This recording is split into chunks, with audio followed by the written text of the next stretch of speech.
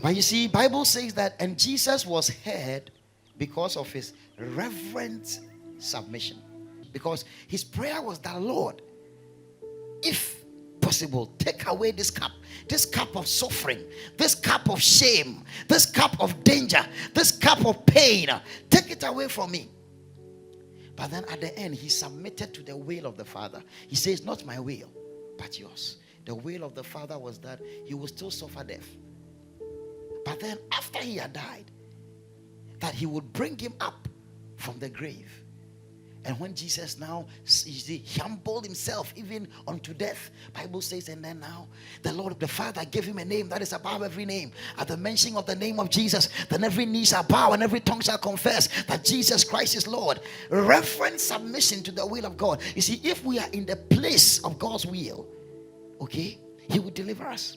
Sometimes he has sworn, ding down. Sometimes the Spirit of God has prompted us, but we haven't submitted to the will of God. You see, Balaam, God has told you, don't go with these people.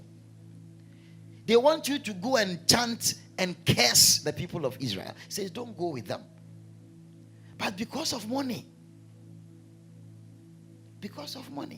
he said, to the point where an angel of the Lord with a sword came to stand in the road. It took a donkey to save his life.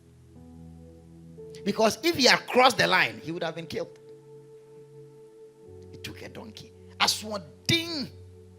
But Christ was heard because of his reverent submission. If he didn't submit to the will of the Father, maybe they would have killed him another way. Yeah, sometimes God may require us to go through certain things to refine us. We have to go through sometimes.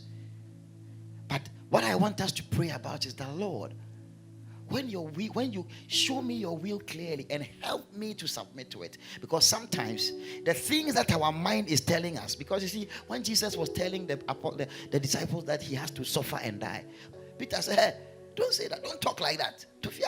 Then Jesus said, get thee behind me, Satan.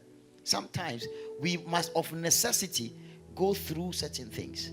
But if it is the will of God, but you have to decipher and know that this is what the will of God for me.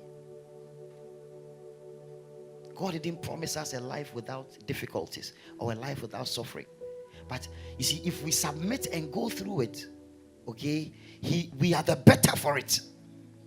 But will we submit to the will of God? And if we submit to the will of God, today it will look like, because I'm sure the Pharisees, okay, those who they were happy.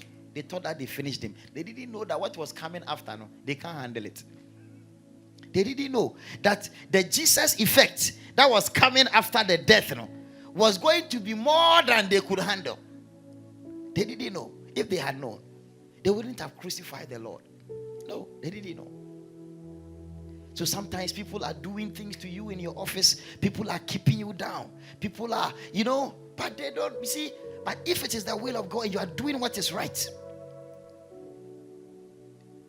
Reverent submission. We want to pray and say, the Lord, help me to submit to your will. Every time, even if it is unpleasant, even if it requires some pain, some suffering, some loss. If it is your will for me, help me to submit. Because Jesus was heard because of his reverent submission.